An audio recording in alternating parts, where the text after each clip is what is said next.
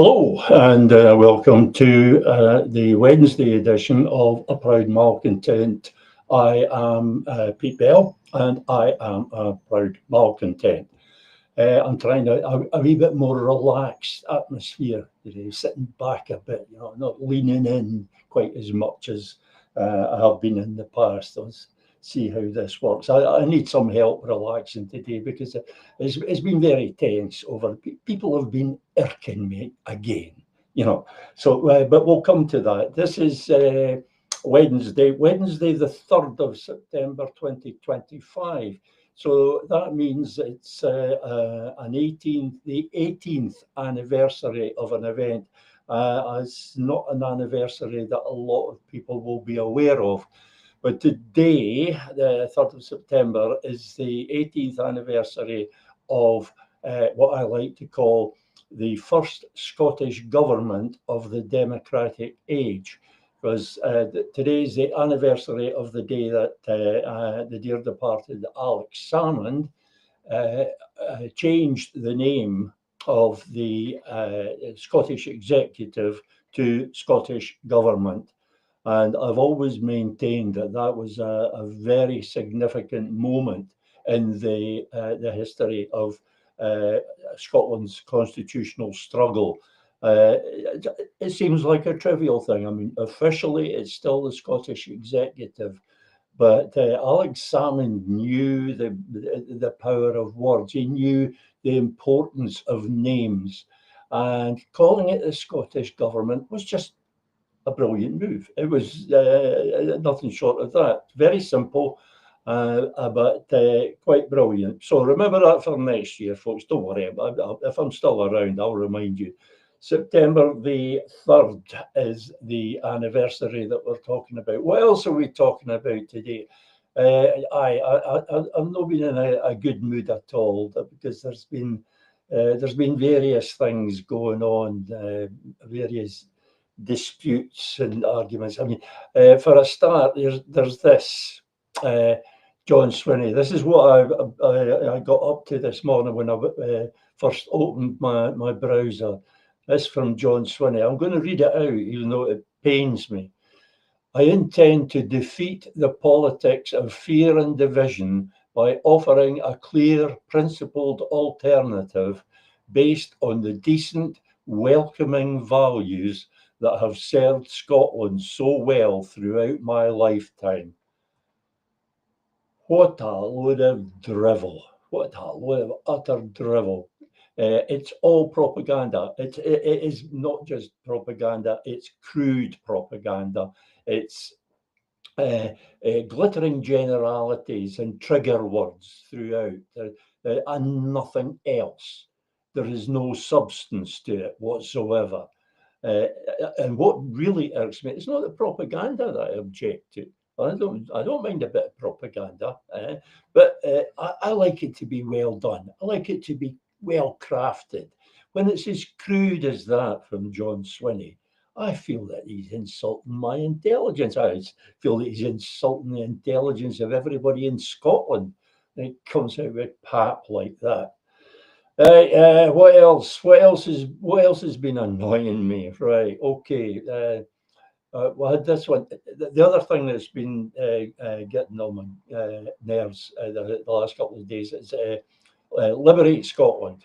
I don't know if you've heard of it. Liberate Scotland. It's three very, very fringe parties that have got together. There was supposed to be an umbrella group for all nominally pro-independence parties.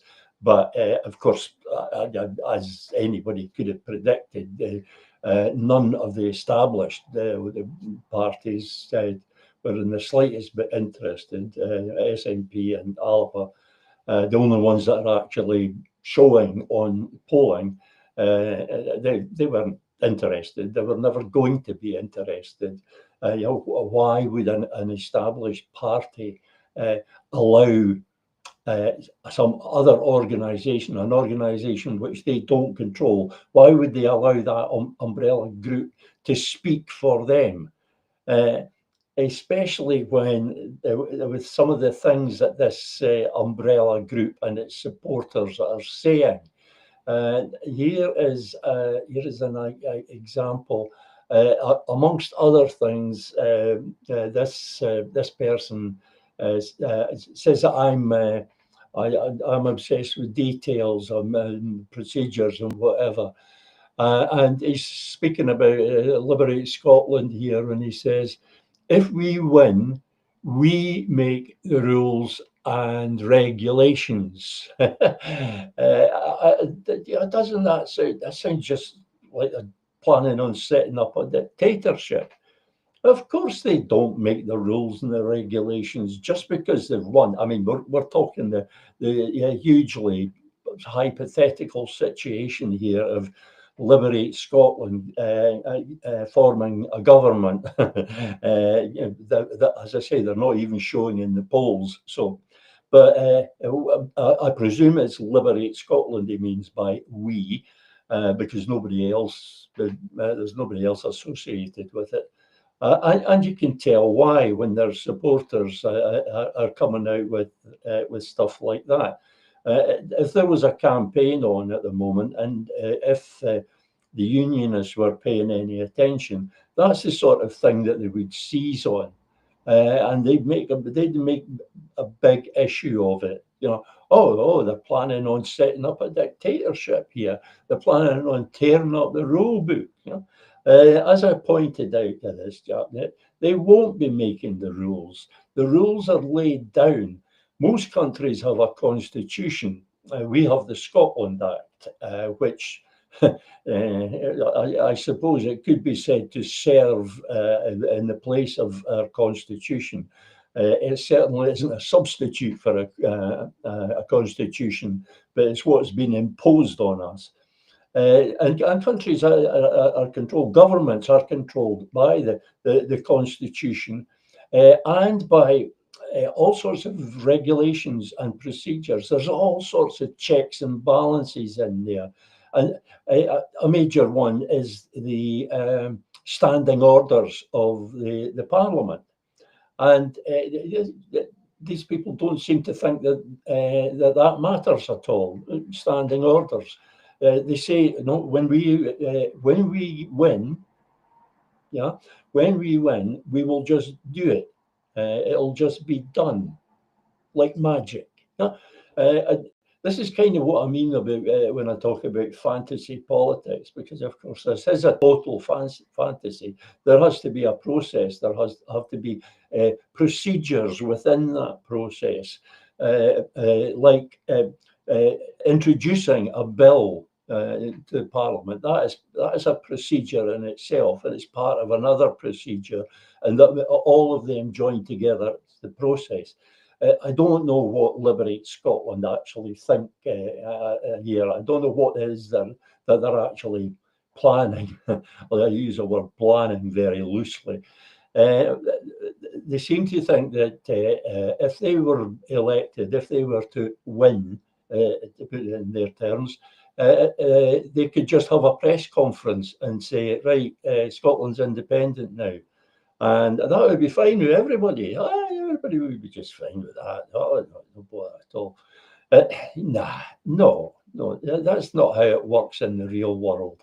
And quite honestly, I said at one point that they're like a bunch of ill-informed kiddies playing at politics. And I do not understand how people like Eva Comrie and Colette Walker got dragged into something like this, because they've put themselves at the mercy of these kinds of people. They're going to be making comments like that.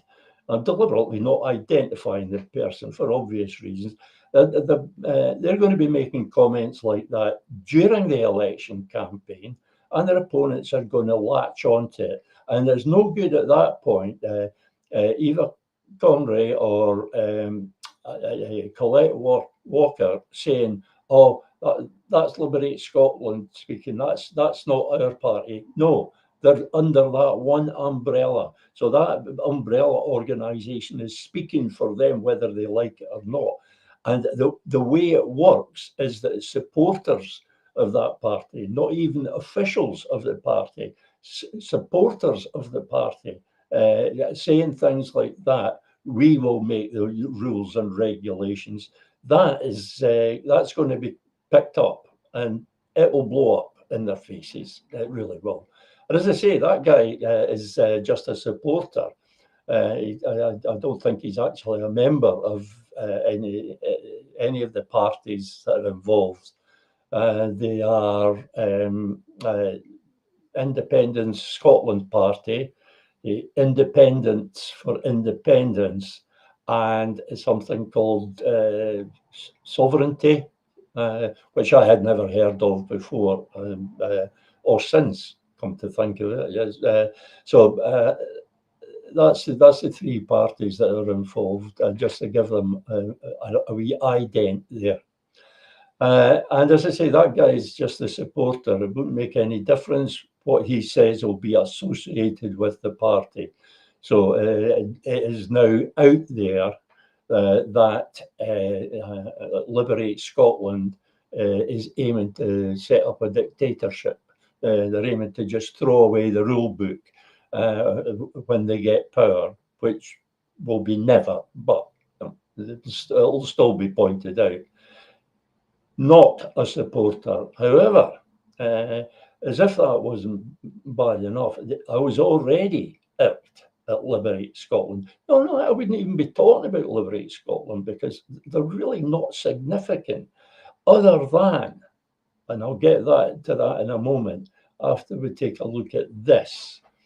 And this is official.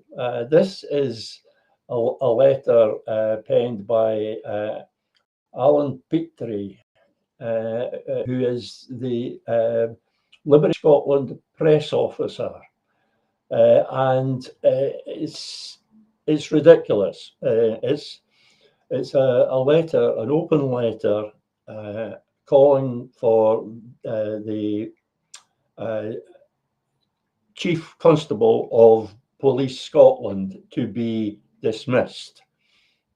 It's addressed, as you can see there, to Cabinet Secretary. Now, there is no such individual role in the Scottish government. There is a Cabinet Secretary for the UK government, but in the Scottish government, there are at present 11 Cabinet Secretaries. So it's a bit vague for a start. But let's suppose that he meant the Cabinet Secretary for Justice, Angela Constance. It would still be a daft letter because Angela Constance doesn't have the power. No Cabinet Secretary or Minister in the Scottish Government has the power to dismiss the Chief Constable. The Chief Constable is appointed by the Scottish Police Authority, and it should have been the Scottish Police Authority that this letter was sent to. And more specifically, it should have been somebody by the name of Katharina Casper, who's the chair of the SPA's Complaints and Conduct Committee. Now, I find I knew some of that already, obviously, but the detail on that, I checked up on the details and I confirmed details in about 5 minutes. It took me 5 minutes of research, and I found everything that I needed to know about that. Obviously, Liberate Scotland's police officer, press officer, I should say, couldn't be bothered with that, 5 minutes research. So he just went ahead and sent out this letter. It's Liberate Scotland again. Liberate Scotland doesn't really matter in the big scheme of things. So why am I talking about this? I'm talking about it because It embarrasses the whole independence movement. It is an embarrassment to the whole independence movement. It makes us all look silly and amateurish. It's it brings the it brings the independence movement into disrepute, and we could do without it. We could do without it. So please, please, if you're an official of some organisation within the independence movement, for goodness sake, check your facts before you start putting stuff out there in public. Yeah, it's not that difficult. Okay? Any decent AI setup will do it for you in 30 seconds. It's really not difficult. Moving on, as I say, these are the things that have been annoying me and annoying me quite greatly, it has to be said. But that's partly the mood I'm in. So, I don't blame these people too much. And we've had a go at SNP. We've had a go at Liberate Scotland. Actually, they've had 2 goes, so you can't say I'm leaving them out. And so it's now who's left? Oh yes, Alapa. This is one that I've been meaning to look at for a while. I have something to say about. This is a meme, as we're obliged to call it, a meme from Ash Regan, MSP, Alapa's only MSP and Holyrood leader thereby. It reads, just in case you can't see it, it reads, last time, meaning the last time there was an election, over 1 million list votes for independence were wasted. We cannot afford to let that happen again. Because without a strong list vote for Alapa, we won't secure an overwhelming pro-independence majority in Parliament. Well, there's a cheeky wee dig at John Swinney there, which I quite like because it does it without even mentioning his name. But it says, without Alapa, we won't get an overwhelming pro-independence majority in Parliament. The corollary of that is that since the SNPs, the other party that might get some MSPs elected, in fact, they definitely will, they won't make up that majority, which is exactly the opposite of what John Swinney's campaigning for. He wants a pro-independence majority made up entirely of SNP members. In fact, all he wants is a safe working majority for his party. It's absolutely nothing to do with Scotland's cause. It's entirely about getting a secure working majority for his party. But is it another thing the thing that irritates me about this, or it makes me kind of dubious, is that for a start to claim that these independence votes were wasted. Hang on a minute, how were they wasted? If that presumes that they didn't count for anything, well, everybody's vote counts for something. The fact that they're voting, that counts for something. I just don't like this idea of a vote being wasted. By that account, every vote that isn't a vote for the party that wins the election has been wasted. And that cannot be right. Nobody can say that those votes are wasted. These people were voting, presumably, for what they actually believed to be right. They were voting for the person that they wanted to represent them, or the party that they wanted to form the government. So I think it diminishes the whole democratic process by talking about votes being wasted. But there's another thing here that but it may actually be true that a strong list vote for Alapa will be what secures a pro-independence majority. That part of it might be true, uh, but is that going to happen? Uh, that's very doubtful. Alapa's polling at the moment, I think, somewhere around 6-7%. So they might get a couple of seats, but then the SNP's set to lose perhaps 10, maybe 12 seats. This is according to the polls, which is the best information we have, so don't complain. So Alapa could well have a couple of seats by the time this is over. But what difference does it make? They won't be able to. They won't be able to do anything. It's still doubtful if there's going to be a pro-independent majority. But what others are wanting to do, what people are wanting to do, is 2026 a referendum, and want to use the list vote as votes in that referendum. Now, there's reasons why that won't work, but one of them, an additional reason, which has just come up, is Ash Reagan, Alapa's Hollywood leader, saying that those votes don't count. Those pro-independence votes don't count. She says they're wasted. If they don't actually get somebody elected, they're wasted.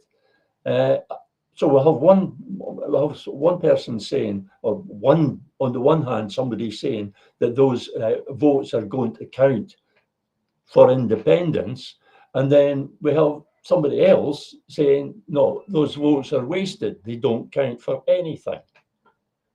Which is it? You can't blame people in the independence movement for being confused, because it's all a bit crazy. There's another point about this. This whole SNP1 Alpa 2. There's several things about it. For one thing, there's the insistence from some quarters that the SNP must join in with this. Now, the SNP must start promoting this voting strategy, Alpa's voting strategy, which is intended to benefit Alpa. It's not intended to benefit the SNP at all. It doesn't help them in any way. They'll get the seats that they win. The whole SNP 1 and 2 thing doesn't, the SNP Alpa 2 thing, it doesn't help the SNP. So why should they join in? Why would they promote another party? They're the established party, a party of government. It's one thing for a fringe party, and I'm sorry, but Alpa is still a fringe party. It's one thing for a fringe party to do that. Fringe parties have certain benefits, certain advantages. They have the advantage that because they're fringe parties, because they're never going to be held accountable for what they're saying, because they're never going to have to deliver on what they're promising, they can pretty much say anything and promise anything. Within reason. They're liable to get ridiculed if they start promising free jetpacks for everybody, but they have that advantage that they're able to say a lot more than the party of government, or the likely party of government, or even a potential party of government.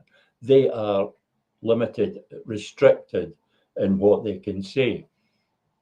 And Alapa missed that opportunity. They had that opportunity when they first launched. They were always going to be a fringe party when they first launched.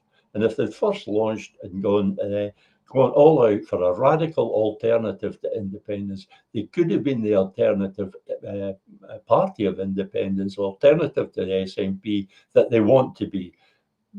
They're not doing it. They're not being the alternative at all. That's why they're languishing at 6-7% in the polls. But the other aspect of this is there's the wasted votes, and there's a million votes. Right, this strategy, the SNP is not ever going to join in. They're not going to promote another party. They're not going to help Alpa get a free ride into seats in Holyrood. There is absolutely no reason why they should. Perhaps if it was going to help the Scotland's cause, although I don't think the SNP leadership's much bothered about that anymore. But if I thought it was going to help Scotland's cause, if I calculated that it was going to help Scotland's cause, I'd be all for it. But I don't see how it helps Scotland's cause at all, electing two useless parties instead of one.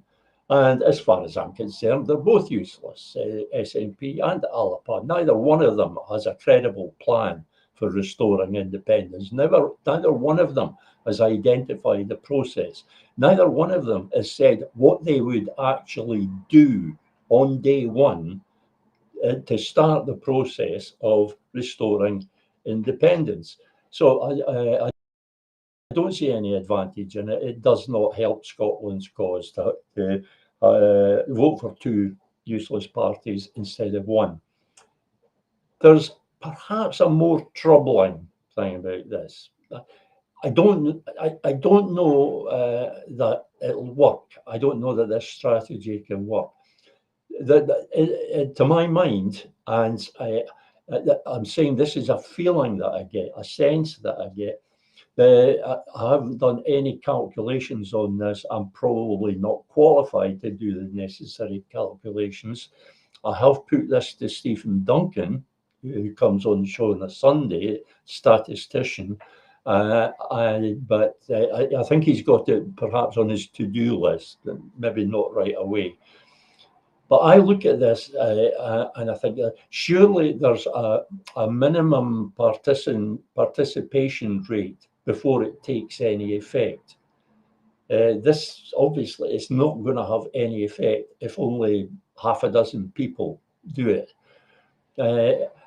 But even if a relatively large number of people do it, a relatively large proportion of the electorate do it, will it work? Will it actually max the yes as the slogan that they use? Well, I don't see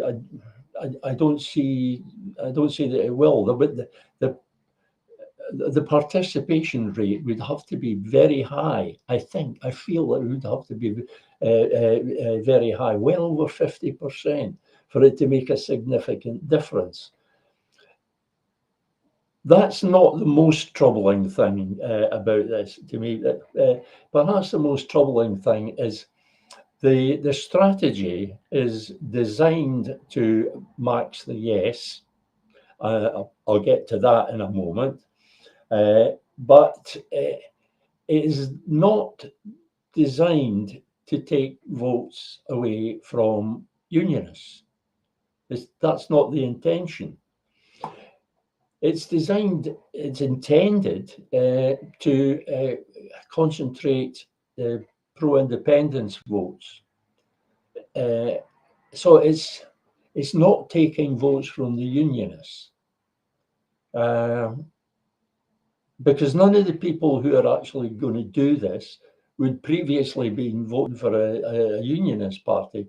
That doesn't make sense. There's very few are going to come from no to yes. That would have shown in the polls before now.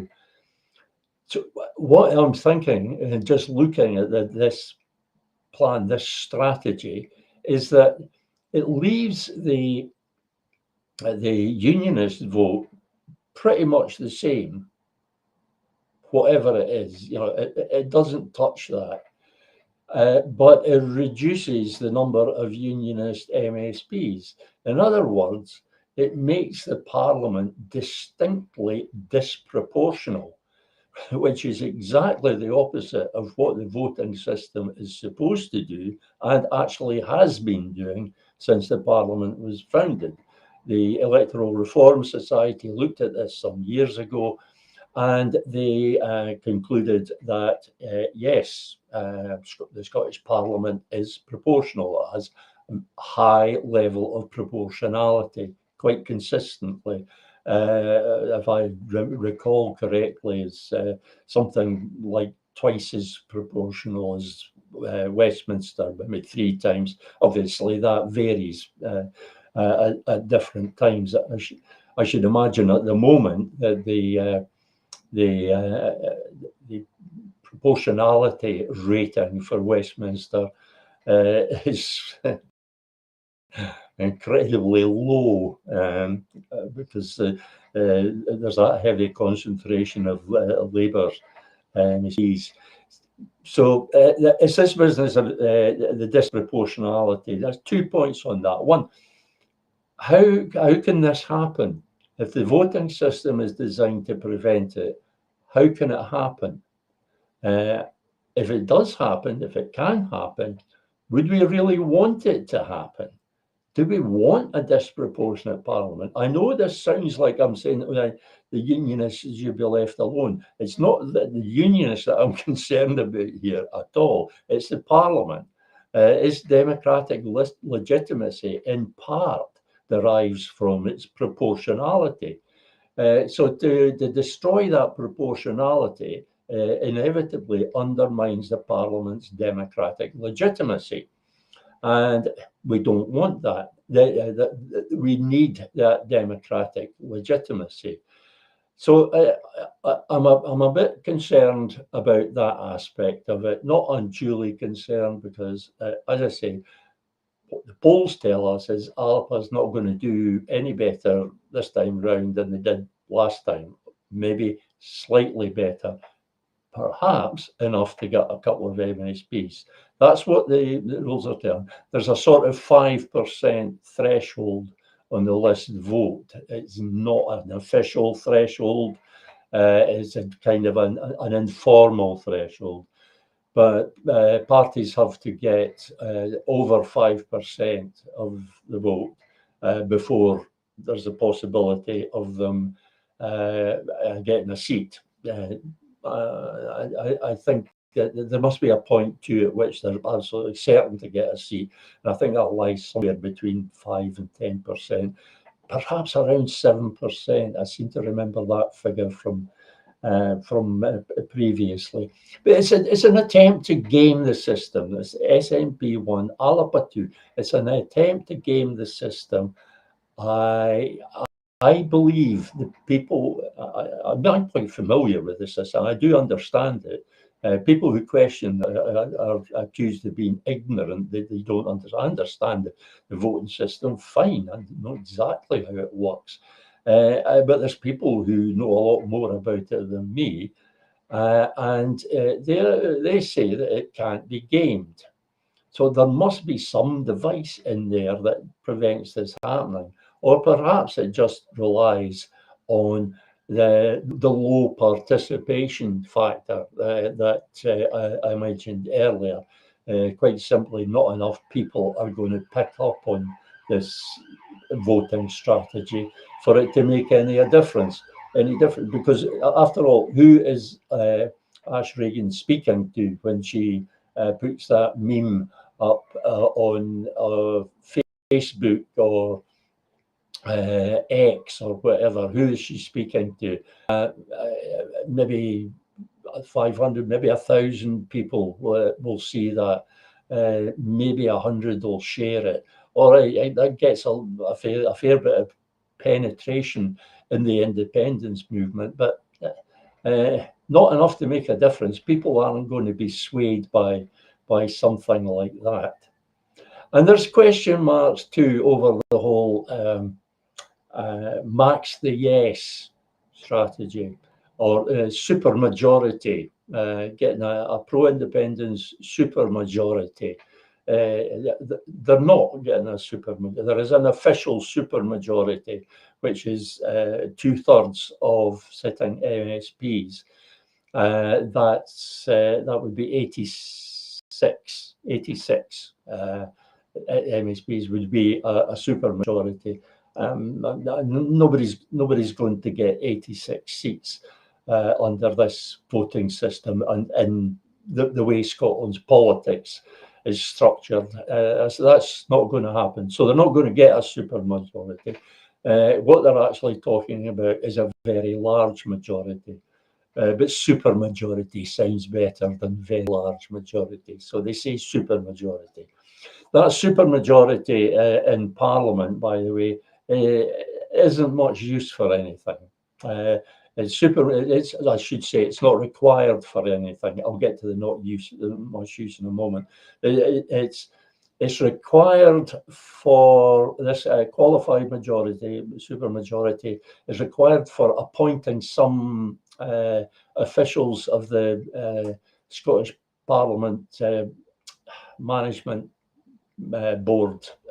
I can't remember what it's called. And there's one other thing from the 2016 amendments to the Scotland Act. In theory, at least, a 2/3 majority can dissolve the Parliament and force an extraordinary election. But that's not guaranteed either.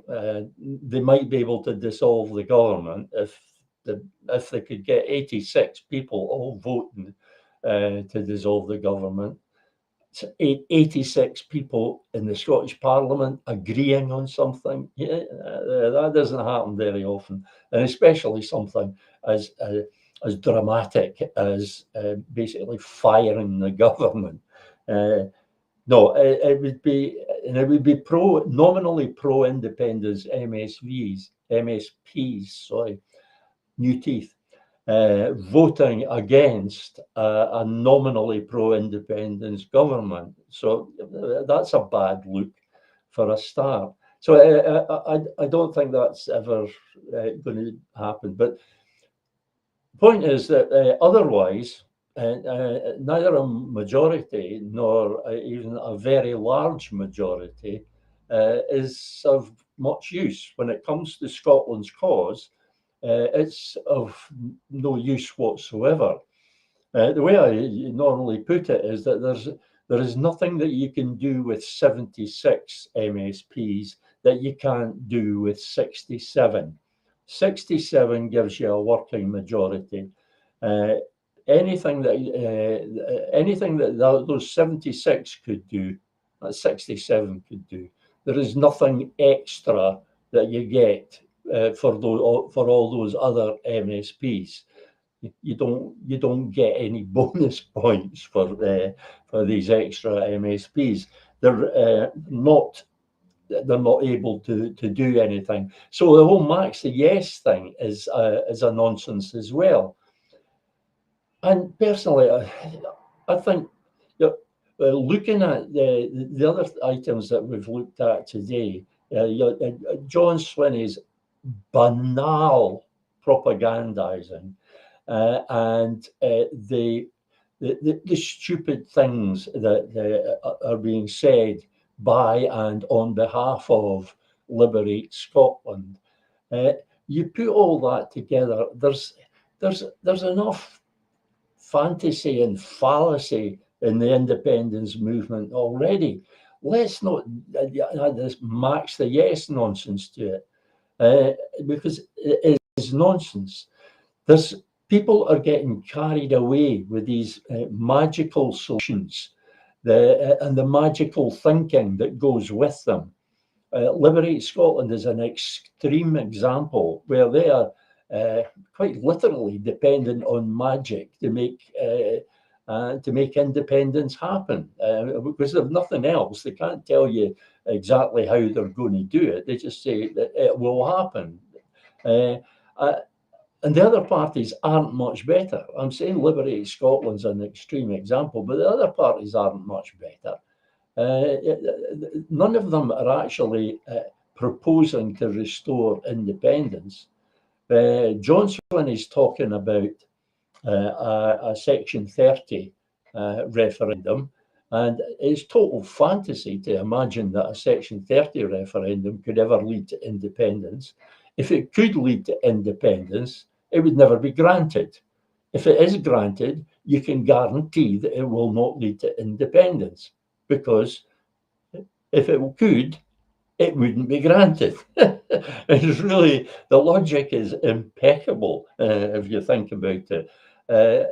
So John Swinney's chasing the fantasy as well. He's chasing the fantasy of a Section 30 referendum which can restore independence, and that just does not exist.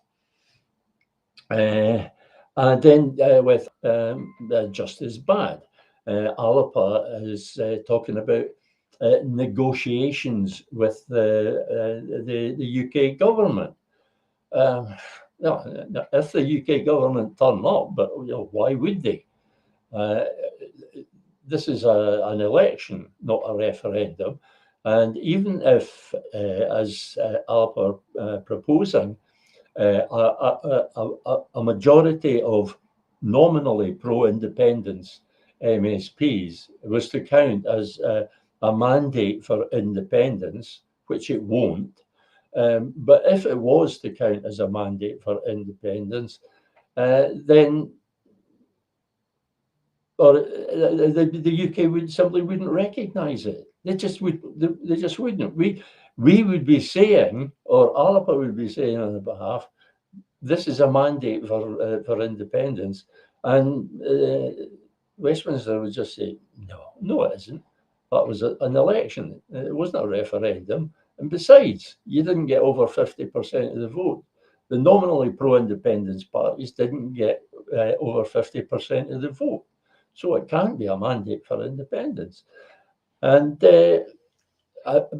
besides, not all of those votes count as votes for independence. Think about it. Votes for the SNP aren't votes for independence. They're votes for a Section 30 request. Votes for Alapa are not votes for independence. They're votes for negotiations with Westminster. So the unionists could quite reasonably argue that those aren't votes for independence. Well, there's no way you get a majority of votes for independence if the SNP and Alapa are both discounted. That only leaves you really with Liberate Scotland. And they're not even shown in the polls. So we're never going to get that pro-independence majority because none of the parties are actually standing for independence. The unionists would just turn around and say, you're all standing for different things. All these parties are standing for different things. They're not all standing for the one thing. They're not all standing for independence. They're all standing for different things. So you can't count all the votes as being for the one thing. There are so many arguments that the unionists could make to knock down the idea of a de facto independence referendum, which is part of a very big part of the idea, of the reason, I should say, why a de facto independence referendum is a very bad idea because it simply won't work. It won't lead to independence because independence requires more. To be conclusive, it requires more, and we want it to be conclusive when it happens. Even sort of 53, 54, 55% in a de facto referendum isn't nearly conclusive enough because it's not all a vote for the one thing. If all the parties had exactly the same manifesto commitment on independence, then it might be possible, it'd be reasonable to say it was all a vote for one thing. but they've all got different policies. They've all got different manifesto commitments on this, and none of them connect to independence. So it just isn't going to count. It's not going to lead to independence. It's too weak. It will not be conclusive. It will lead to years of arguments. There is an alternative. I've been commending the alternative for several years now, and that is to make the election a de facto referendum on the legislative competence of the Scottish Parliament. And there you go. I've already lost half of whatever audience I had because it's already too complicated, or this is what people tell me anyway. They say it's too complicated. People don't understand the Scottish UDI plan because it's too complicated, because it isn't that dumbed down, massively oversimplified vote for me, vote for independence. That it's not dumbed down to that extent. So the people supposedly don't understand it. I disagree. People are perfectly capable of understanding it. Whether many will take the trouble to try and understand it is another matter, because people tend to be a bit lazy in their thinking, a cognitive indolence there, and they latch on to the simple ideas. Simple ideas like SNP 1, ALAPA 2, or for that matter, SNP 1 and 2. Any of these voting strategies, they're great, they're simple, easy to understand, latch on, support that. Even the UN initiative, the Salvo Liberate UN initiative, Liberation Scotland UN initiative is fairly easy to understand. It's having Scotland declared a colony or a non-self-governing territory.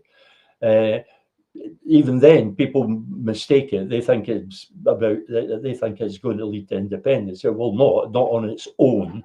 It requires an internal process as well. But people latch onto these simple ideas, this simplistic ideas. That weakens the independence movement, because people put their energies and their resources into these nonsense projects, futile initiatives, and that sucks. It's sucking the life out of the independence movement. It's leaving the independence movement paralyzed. It has been paralyzed for the past going on 11 years. So it's important. It matters. It matters. All these little things, they're all eroding the foundations of the independence movement. They're all subtracting from it, diminishing it. It simply doesn't have the power. It's not realizing the potential of its power.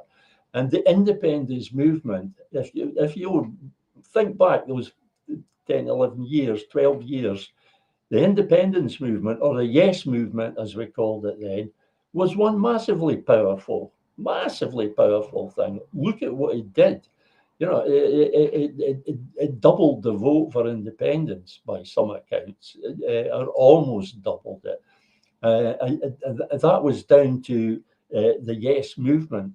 That was down to their campaign and down to the sheer numbers and the sheer amount of hard work that was put in. That's the only reason. It's not because there was a great strategy laid down by the SNP. There was a good strategy laid down by Yes Scotland, but SNP went its own sweet way and overruled Yes Scotland all the way down the line. But it wasn't because it was simply because of the number of feet on the streets.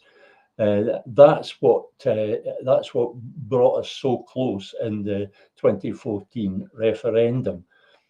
But we don't have that anymore. And the SNP doesn't have it anymore, just because it's the same thing that the SNP relied on. I realised years back, when I was a member of the SNP, that they were renowned for having this terrific election machine, an election winning machine. And I realised fairly early on that there was no machinery there. There was no machinery. There were no clever people sitting in SNP HQ devising all these plans. No, the SNP beat the other parties, won over the other parties, simply because of the numbers that they put on the street. And they're not going to get that ever again, I suspect. So where does that leave us? Where does it leaves us in the place where that causes me to be in a bad mood, because it means the independence movement just isn't realizing its potential. It isn't using its power. In order to use its power, the independence movement would have to combine. And I use the word combine because I will not use the word unite. I'm not talking about them uniting. People talk about the pro-independence parties uniting, and that is yet another bit of nonsense that's being peddled within the independence movement. The political parties are not going to unite. If they could unite, they wouldn't be separate political parties in the first place. They're not going to unite. No party is going to give up its identity and its voice to some umbrella organisation. I've mentioned this already this afternoon. No party is going to do that, or no established party. The fringe parties do it because inexplicably they imagine that there's some advantage in it for them. There isn't, as demonstrated earlier on. All Liberate Scotland's promising to do is wreck the reputations of some good people. Yeah, I'll say no more than that. It could wreck the reputations of some good people. And we're not even into the we're not even into the election campaign yet. I suspect it will get a lot worse once we're in that campaign. And once Liberate Scotland starts speaking on behalf of these people and saying some very irresponsible things, if what we've seen today is anything to go by. I use the word combine. I take that from Alexis de Tocqueville, the French historian who wrote in the 19th century, early 19th century, late 17th, early 19th. He wrote about American democracy, and he talked about the power, the knowledge of how to combine. The knowledge of how to combine was how you put it. And if that is lost, democracy depends on it. He said, from that knowledge, all other knowledge depends.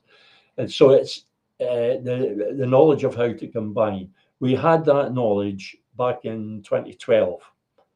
We had it in skiploads. The knowledge of how to combine.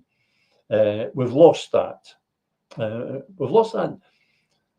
You could blame a lot of things for the independence movement losing that cohesion, but there is actually there's one overarching reason, and that is time, because any organisation, absent very good leadership, any organisation will start to factionalize and fragment over time.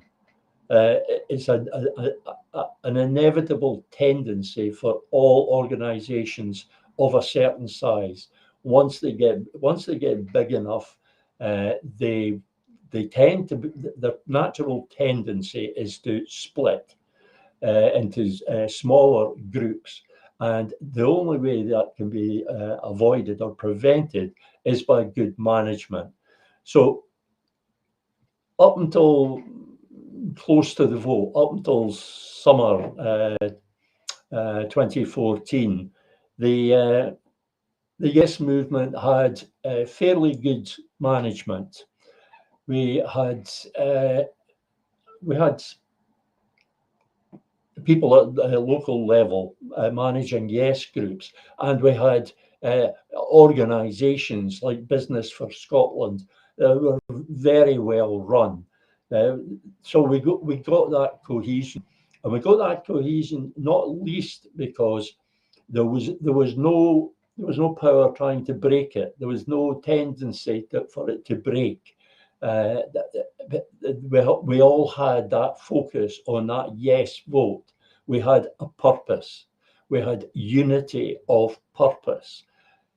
After the vote, we lost that. We lost both the effective management, and it has to be said, Alex Salmond was a very major part of that effective management because of he was a clever strategist, and he handled the political side of things very well, while the Yes movement handled the campaigning side of things. So we've lost that. We've lost that knowledge of how to combine, and it's because of time. And it's very difficult to get that back.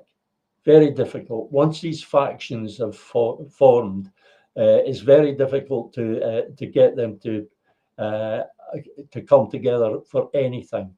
But it needs, as we had in 2014, it needs for there to be that single purpose that everybody can reach out to. It's not everybody holding hands.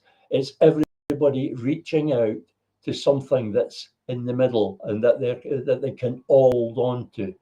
They don't even have to speak to each other. I'm not asking them to kiss one another and cuddle one another, even dance with one another.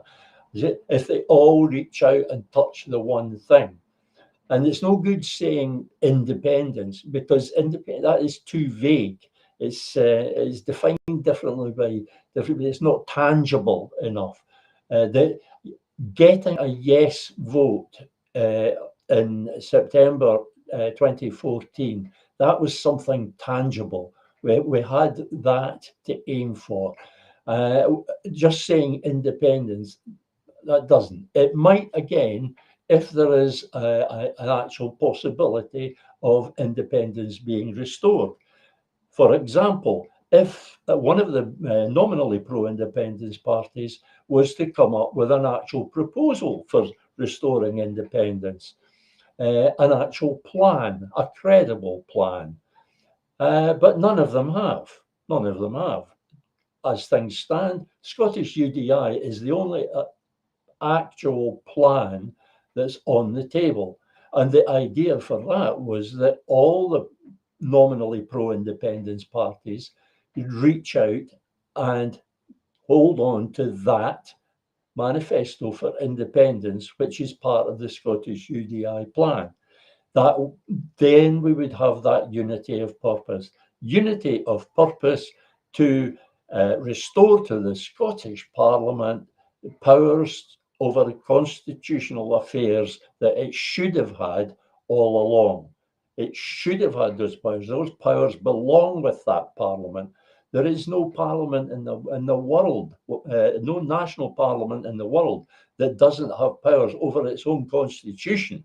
It's madness to even suggest such a thing. So asserting that legislative competence in constitutional affairs is absolutely vital. It's the key. That legislative competence opens something up, and none of the politicians, none of the parties are even talking about it. And time is running out. The clock is ticking, and it's ticking for me as well.